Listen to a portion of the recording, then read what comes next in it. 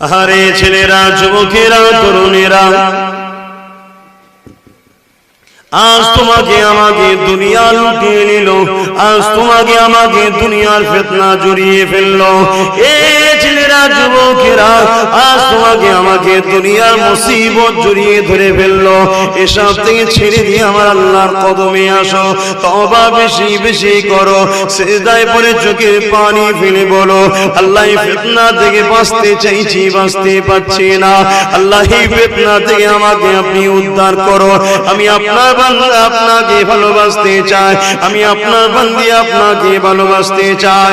ও রব্বি আল্লাহ, শুনেছি আলেমদের জবান থেকে, শুনেছি আল্লাহ আলেমরা ওয়াজ করেছে, আমি আপনার সিদ্দিকী তুমি পড়েছি, তোমার দয়াল নবী জানিয়ে দিয়েছে কিয়ামতের দিনে তুমি জান্নাতি দেওকে জান্নাতি বানিয়ে দেবে।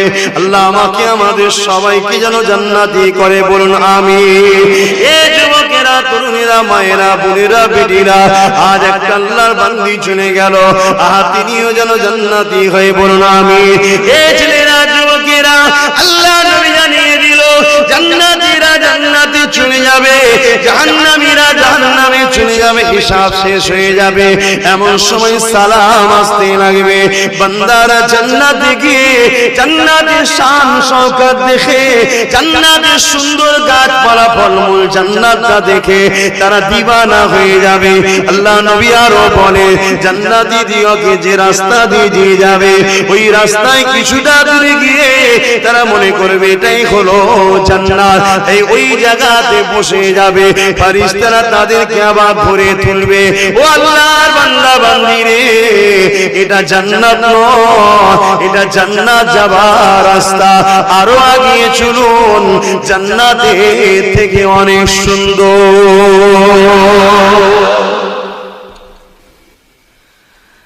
ছেলেরা, যুবকেরা, তরুণেরা, বাবেরা, এইভাবে জান্নাতীরা জান্নাতে চলে যাবে, জান্নাতি তারা সব ভুলে যাবে।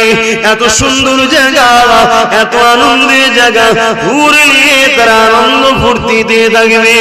এ যুবকেরা, তরুণেরা, জান্নাতের মধ্যে একটা বাজার আছে, ওই বাজারে জান্নাতীরা বাজার করতে আসবে।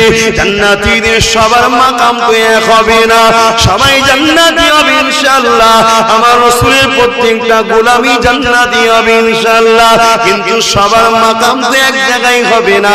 দাদা হুজুর যে জায়গায় যাবে, এ দাদা হুজুরের মুরিদ, তার কাতারে হয়তো আল্লাহ আপনাকে জান্নাত দিয়ে দেবে ইনশাআল্লাহ, কিন্তু ওই মাকাম, ওই ঘর, ওই জায়গা